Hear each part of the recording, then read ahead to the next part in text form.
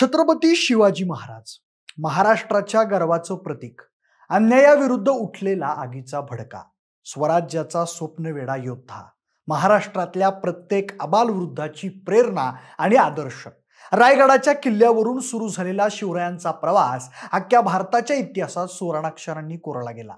धर्म, संस्कृती आणि स्वाभिमानाचं रक्षण करणारा, प्रजेला आई मानणारा आदर्श राजा म्हणजेच राजा शिवछत्रपती. त्यांच्या शौर्याचं तेज आजही प्रत्येक मराठी मनात झळकतं. पण या राजाचा ज्या भोसले कुळात जन्म झाला त्याबद्दल फारशी माहिती उपलब्ध असलेली आपल्याला दिसत नाही, आणि जी माहिती उपलब्ध आहे ती जास्त समोर आलेली नाहीये. म्हणूनच ज्या भोसले कुळात छत्रपती शिवरायांचा जन्म झाला त्या भोसले कुळाचं मूळ कुठलं आहे, शिवरायांच्या पूर्वजांचा इतिहास नेमका काय राहिला आहे, हेच आपण आजच्या व्हिडिओच्या माध्यमातून जाणून घेणार आहोत. नमस्कार, मी प्रथमेश आणि तुम्ही पाहताय विषयच भारी. तर बघा, छत्रपती शिवरायांच्या मूळ असणाऱ्या भोसले कुळाचा किंवा त्यांच्या पूर्वजांचा जेव्हा आढावा आपण घेतो तेव्हा इतिहासकार, लेखक आणि तज्ज्ञांमध्ये थोडी बहुत तफावत आढळते. जसं की काही इतिहासकार, तज्ज्ञ, ऐतिहासिक दस्तऐवज आणि शिवकालीन पत्रांनुसार छत्रपती शिवाजी महाराजांचं भोसले कुळ हे राजपुतांचं सिसोदिया वंश म्हणजेच राजस्थानातील मेवाड यांच्याशी संबंधित आहे असं म्हणलं जातं. खुद्द शिवाजी महाराजांचे वडील शहाजी महाराजांनी आणि शिवाजी महाराजांनी स्वतः सुद्धा आपलं मूळ मेवाडच्या रानांशी जोडलेलं दाखवलेलं होतं. त्यामुळे त्यांना क्षत्रियत्व मान्यता मिळवण्यासाठी मदत झाली होती असं बोललं जातं. तर काही आधुनिक इतिहासकार असं मानतात की भोसले कुळ हे स्थानिक मराठा वंशज होते, जे महाराष्ट्रातील प्रमुख भूमिपुत्र होते. त्यांनी प्रशासन, सैन्य व शेतीमध्ये महत्वाची भूमिका बजावली होती असं मानलं जातं. एकूणच भोसले कुळ हा एक प्रतिष्ठित मराठा कुळ मानला जातो असं काही आधुनिक इतिहास तज्ज्ञांचं म्हणणं आहे. पण भोसले कुळाचं मूळ हे सिसोदिया वंशाशी जोडलेलं आहे याचे पुरावे जास्त प्रमाणात सापडतात. छत्रपती शिवाजी महाराजांच्या 1674च्या राज्याभिषेकावेळी त्यांच्या क्षत्रियत्वावर प्रश्न उपस्थित झाले होते, कारण अनेक ब्राह्मण विद्वानांना त्यांच्या कुळाच्या शुद्धतेबद्दल शंका होती. त्यामुळे महाराजांनी काशीच्या गागाभट्ट पंडितांना महाराष्ट्रात बोलावलं. गागाभट्ट यांनी शिवाजी महाराजांचा वंश मेवाडच्या सिसोदिया राजपुतांशी संबंधित असल्याचं प्रमाणपत्र दिलं आणि त्यानंतर राज्याभिषेक पार पडला.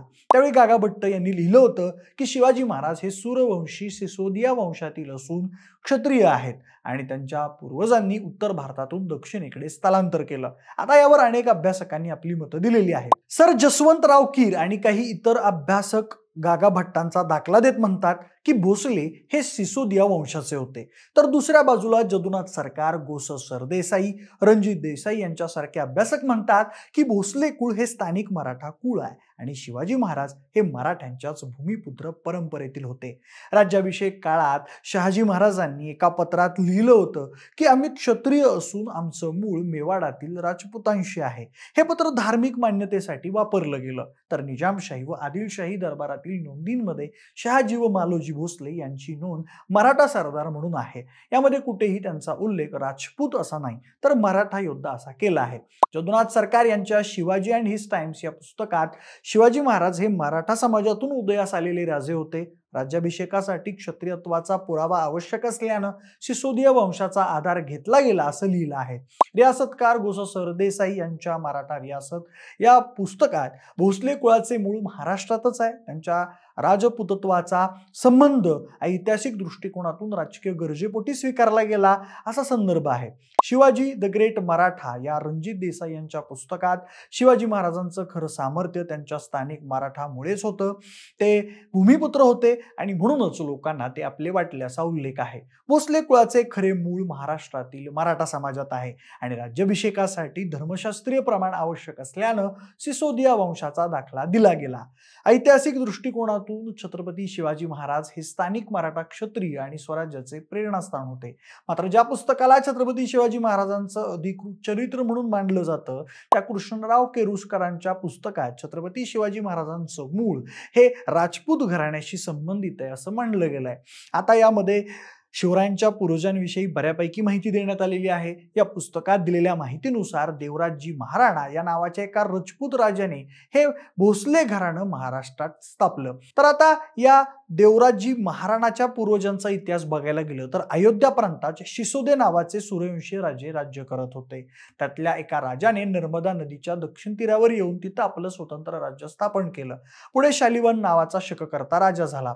त्याने या राजाच्या वंशातील एका राजाला हरवून त्याचं राज्य काबीज केलं. त्यावेळी त्या राजाची राजपत्नी आपला एक 5-6 वर्षांचा मुलगा घेऊन नर्मदा नदीच्या उत्तर भागातल्या मेवाड प्रांतात विंध्य पर्वताजवळ गेली. तिथला भाग जो काही भिल्लांच्या हाती होता तो त्यांनी एका ब्राह्मणाच्या मदतीने जिंकून घेतला आणि तिथं चित्रकूट नावाचा एक किल्ला बांधला, जो की पुढे जाऊन इतिहासात चित्तोड असा ओळखला गेला.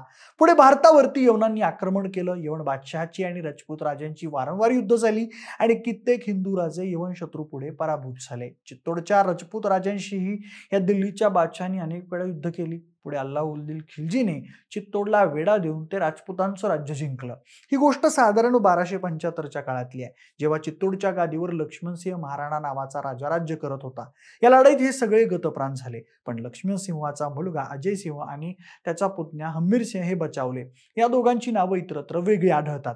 या दोघांनी पुढे जाऊन नंतर बरंच राज्य काबीज केलं. पुढे मग अजयसिंह मरण पावल्यावर त्याचा पुत्र सज्जनसिंह याने दक्षिणेत आपलं स्वतंत्र राज्य तयार करण्यासाठी तो दक्षिणेत आला. त्यानं सोंदवाड प्रांत काबीज करून तिथं आपली गादी स्थापन केली. या महाराण्याच्या वंशात दिलीप सिंहजी महाराणा, सिंहजी महाराणा, भोसाजी महाराणा आणि देवराजी महाराणा असे राजे अनुक्रमेण झाले. या सर्वांनी यवनांशी सतत युद्ध करून स्वराज्य कायम राखलं. परंतु पुढे देवराजी महाराणा यवनांच्या सतत होणाऱ्या त्रासानं जेरीस येऊन स्वराज्याचा त्याग करून दक्षिणेस आले आणि त्यांनी कृष्णा आणि भीमा या नद्यांच्या तीरावर बस्तान बसवलं. यवनांच्या भीतीनं त्यांनी आपलं नाव बदललं आणि आपल्याला तो भोसावंत भोसले असं म्हणू लागला. या राजाला स्वतंत्र राज्य स्थापन करून यवनांना धडा शिकवायचा होता, पण ते काही त्यांना शक्य झालं नाही. शेवटी त्यांना सिंगणापूरची पाटीलकी मिळून स्वस्थ राहावं लागलं. यांच्या वंशजांनी पुढे खानवट, हिंगणी, बेर्डी, देऊळगाव, जिंती, वेरूळ, बनसेंद्र, कळसवावी, मुंगी पैठण, नांदजव इत्यादी गावांच्या पाटीलक्या खरेदी केल्या. ह्या देवराजाशी वंश परंपरा इंद्रसेन, शुभकृष्णजी, रूपसिंहजी, भूमिंद्रजी, धापजी, बरहटजी, खलाजी उर्फ खलकर्ण, कर्णसिंहजी उर्फ जयकर्ण, संभाजी आणि बाबाजी उर्फ शिवाजी अशी आहे. यातल्या बरहटजीचं नाव चिटणीसकृत बकरीत बरबटजी असं दिलंय, तर खलाजीचं नाव काही ठिकाणी खेलोजी असं दिलेलं आहे. आता यातल्या शेवटच्या बाबाजीचा जन्म 1533 मध्ये झाला. केळुसकरांच्या चरित्रात बाबाजीचा उल्लेख मोठा सदाचारी व धर्मशील असा आहे. त्याला मालोजी आणि विठोजी अशी 2 मुलं होती. मालोजी 1550 मध्ये जन्मला तर विठोजी 1553 मध्ये जन्मला. या दोघांनी सिंदखेडच्या लखुजी जाधवरावाच्या पदरी पायबारगिरीची म्हणजेच एक प्रकारे गुप्तहेराची नोकरी केली. पुढे जाऊन याच लखुजीराव जाधवांच्या जिजाऊ या कन्येचा विवाह मालोजीच्या शहाजी अमुलाशी झाला. मालोजीचं लग्न फलटणचा देशमुख जगपाळराव निंबाळकर याच्या बहिणीशी झालं होतं. तिचं नाव दीपाबाई असं होतं. जाधवराव हे दवेगिरीच्या यादवांचे वंशज असून ते सिंदखेडचे देशमुख होते. अहमदनगरच्या निजामशाहीत त्यांना 12,000 स्वरांची मनसब होती. निजामशाहीच्या बादशहाने मालोजीची इबरत आणि हुशारी पाहून खुश होऊन त्याला आपल्या लष्करात शिलेदारी दिली होती. मालोजी राजांना बढती मिळाल्यावर त्यांचा संसार चांगला थाटला. त्यांचा भाऊ विठोजीलाही निजामशाहीत चांगली शिलेदारी मिळाली होती. या विठोजीला 8 मुलं झाली, परंतु मालोजी राजेंना काही एक संतती होईना. आपल्या पोटी मूल नाही म्हणून त्यांची पत्नी दीपाबाईला अतिशय वाईट वाटायचं. म्हणून या दाम्पत्यानं पुत्रप्राप्तीसाठी पुष्कळ दानधर्म, अनुष्ठान, नवस वगैरे केला. शेवटी त्यांनी नगरचा पीर शहा शरीफ याला नवस केला. प्रत्येक गुरुवारी मालोजी फकीरांना दानधर्म आणि खैरात करायचे. असा क्रम त्यांनी सतत 6 महिने चालवला. तेव्हा सुदैवानं दीपाबाई गरोदर होऊन सन 1594 मध्ये त्यांना पहिलं पुत्ररत्न प्राप्त झालं. हा पुत्र आपल्याला त्या पीराच्या आशीर्वादानं प्राप्त झाला असं म्हणून मालोजीनं त्याचं नाव शहाजी असं ठेवलं. तर त्यानंतर दुसरा मुलगा झाला, त्याचं नाव शरीफजी असं ठेवलं. पुढे जाऊन मग मगाशी सांगितल्याप्रमाणे शहाजी महाराजांचं सिंदखेडच्या लखुजीराव जाधवांच्या जिजाऊ त्या मुलीशी लग्न झालं. आता तुम्ही म्हणाल, मालोजी राजे तर लखुजीराव जाधवांकडे नोकरी करत होते, मग मालोजी राजेंचे पुत्र शहाजी आणि लखुजीराव जाधवांची कन्या जिजाऊ यांचा विवाह कसा काय झाला? तर त्याची एक वेगळी स्टोरी, ती आपण नंतर केव्हा तरी पाहू.